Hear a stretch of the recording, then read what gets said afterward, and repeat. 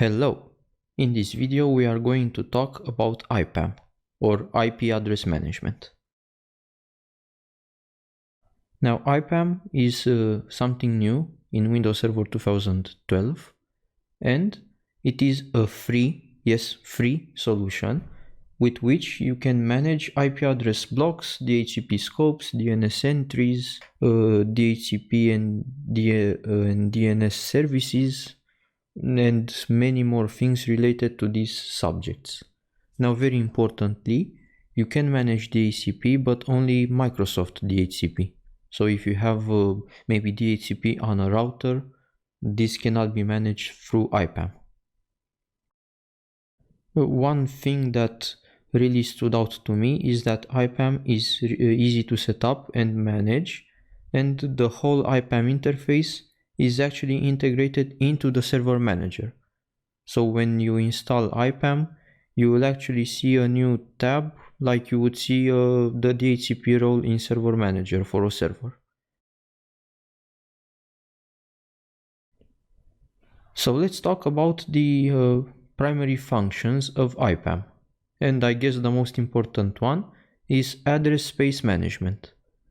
What this actually means? Well, as the name suggests, you can manage address spaces. You may have DHCP scopes, or you may have ranges of IPs that are given out statically.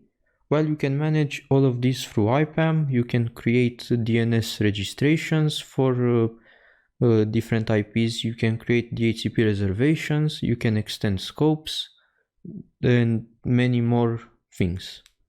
And we will see this in the next video.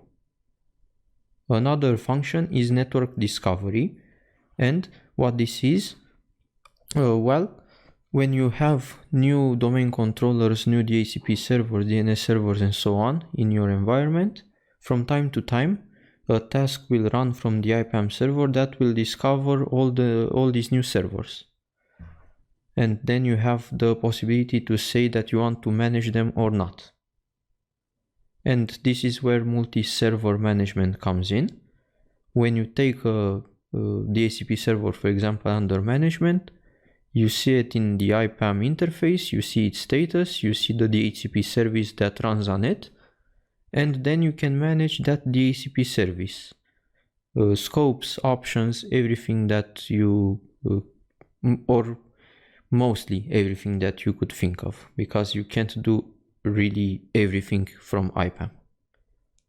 The last function is audit, and what this means is that IPAM collects event logs from all the managed servers and from the IPAM server, and then you can find out, for example, if a specific setting has been done on a DHCP server today, or if this address has been listed, or to which computer it has been listed, or if configuration settings have been changed on the IPAM server itself, and so on. Now, working with IPAM and seeing what I can do, I came to the realization that I needed to understand two things very good. These two terms are address block, and this is just a logical container for a block of IP addresses, which usually would correspond actually to a well-known network. Like, for example, let's say 192.168.1.0/24 might be an address block that contains addresses from 1 to 254. Then we get to IP address ranges. So while address blocks are just a logical container, an address range is can be either the whole block or a part of a block, and an address range would correspond typically to a DHCP scope, for example, or to an IPAM controlled range of IPs from a specific address block. So if you take the 192.168.1.0/24, we may have an address range managed by IPAM from 1 to 100, then from 101 to 50, we may have a DHCP scope, and maybe the rest of the addresses we may have IP address range that for now is kept as a reserve in case we need more IPs in one of the other two ranges, just as an example. Okay, so let's see a more graphical view of how IPAM looks like and what it is. Cool. So let's say we start out with a server called IPAM 01, and also in our environment we have maybe a couple of servers that are domain controllers plus DNS, DHCP, and maybe also network policy servers. Although I will not cover NPS in any of my videos because really, although Microsoft says they are managed by IPAM, I don't see any examples, and also I have never used such a server, so this is just so you know, Microsoft says this is supported also. Okay, let's say that on the IPAM 01 we will install IPAM.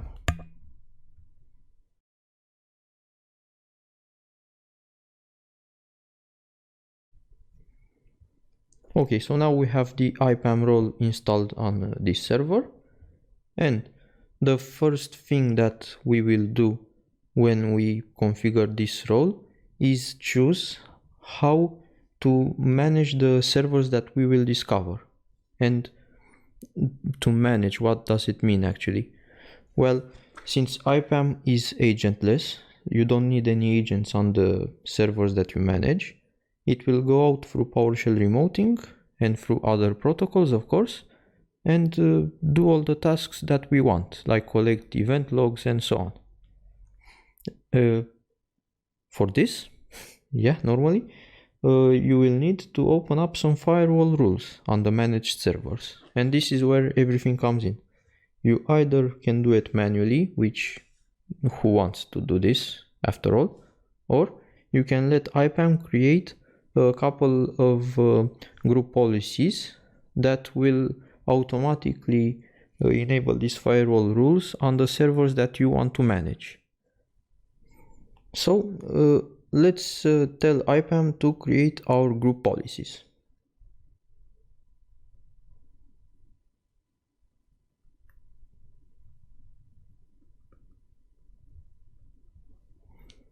We have our GPOs, and after that IPAM will go and discover whatever servers it could manage from our domain. And in our case it will discover these 3 groups of servers.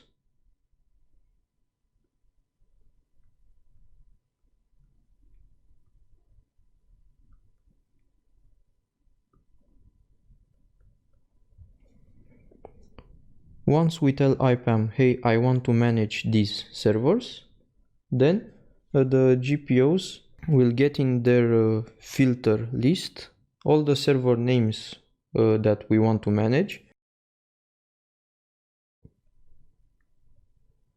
These GPOs will be applied, and then after we wait a period of time, or we say GP update /force, so that the policies actually apply on the servers, then they will be available so we can do anything that we would want on them. So basically the IPAM database would start to get populated with different things from these servers, like IP address ranges, DNS zones, and so on. This is the whole idea. Now one more thing.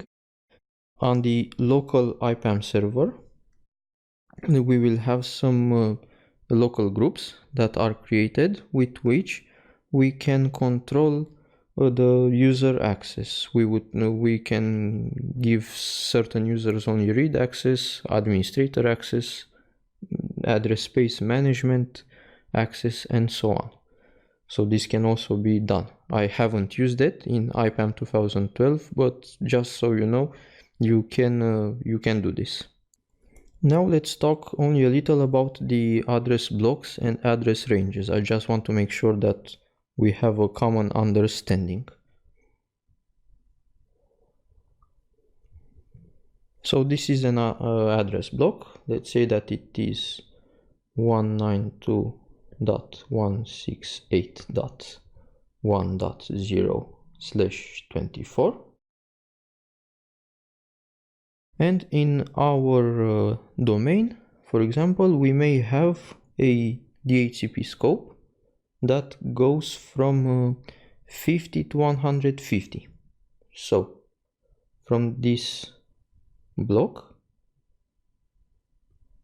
let's say we carve out this range that goes from 1.50 to 1.150. The remaining IP addresses for now, as far as IPAM is concerned, are not used, and not only that they are not used, they are not allocated to anything because it doesn't know about them. Like I said, the block is only a logical container. So let's create also a range from 1.1 to 1.49, and the one that we created earlier is DHCP, and this one is IPAM controlled. So now we have addresses that are leased through DHCP and also a block of addresses that can be leased statically through IPAM directly. And the remaining ones, for now, remain, because we haven't created a range, to IPAM they remain invisible. So we could say that we keep them as a reserve if we need to extend any of these ranges that are here. We could create another range that is IPAM controlled, or why not, we could extend the DHCP scope. So this was it also with blocks and ranges. So before we end the video, let's cover some more terms. Like I said, IPAM is completely agentless. The discovery and management of the servers is done through PowerShell remoting and other protocols from the IPAM server to the managed servers. No agent required. We will see that in the next video that most of the tasks of discovery and collecting data are done through scheduled tasks. Very simple. And you can create also your own scheduled tasks for more specific things that you want to do in your environment. IPAM can manage Windows Server 2008 and up, and as services it discovers domain controllers, DNS servers, DHCP servers, and network policy servers. The last one, network policy servers, I will not cover and I haven't used until now. One interesting thing is that data can be imported or exported with the graphical user interface and also with some PowerShell commands. And because we also have PowerShell commands, this makes it possible for IPAM to interface with other systems, like for example with Active Directory or with System Center Virtual Machine Manager. And one more thing that I covered also some minutes earlier, IPAM has local groups with which you can grant users different roles so that not everybody is administrator. Maybe some users just have to view data, not change anything, and so on. So in the next video I want to show you how to install and manage IPAM. So if you want to follow along, I would suggest that you prepare yourself a server. I called it IPAM 01, and we will do most of the basic tasks so we get a better understanding of how IPAM works. If you like this video and you're not subscribed, then I would appreciate if you subscribe, like and share the video, and I'll see you in the next one.